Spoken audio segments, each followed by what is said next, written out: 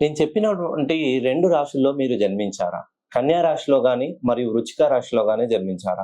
ఈ 2 రాశుల్లో జన్మించిన వాళ్ళకి ఎటువంటి శని ప్రభావం లేకున్నా కూడా వీళ్ళ జీవితంలో కొద్దిగా పనులనేది మందకోడిగా సాగుతాయి.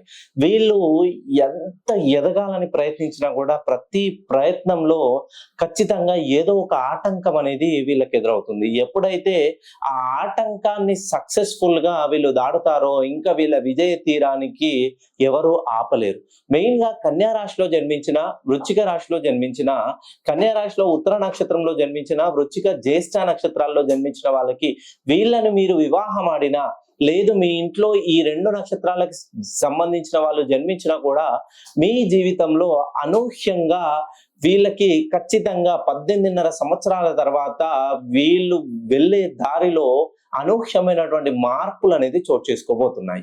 ఎవరైతే కన్యా రాశిలో జన్మిస్తారో మరియు వృచ్చిక రాశిలో జన్మిస్తారో జన్మతః వీళ్ళు విదేశాలకు వెళ్ళే అవకాశాలు ఎక్కువగా ఉంటాయి. కానీ విదేశాలకు వెళ్ళడానికి వీళ్ళు చాలా ఇబ్బందులు ఎదుర్కొనవలసి వస్తుంది. మెయిన్‌గా వివాహానికి ముందు వీళ్ళు ఎంతైతే ఇష్టంగా ఉద్యోగాన్ని ఇష్టపడతారో వివాహం తర్వాత అదే ఉద్యోగం చేయడానికి చాలా కష్టపడవలసి వస్తుంది. ఆర్థిక పరమైనటువంటి ఇబ్బందులు ఎదుర్కొనవలసి వస్తుంది.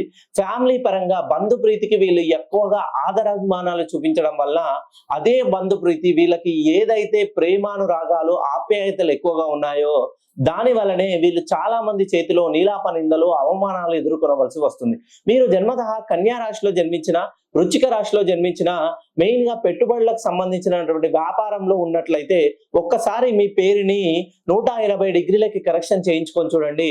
ఖచ్చితంగా మీరు ఉన్నటువంటి రంగంలో విజయం సాధిస్తారు.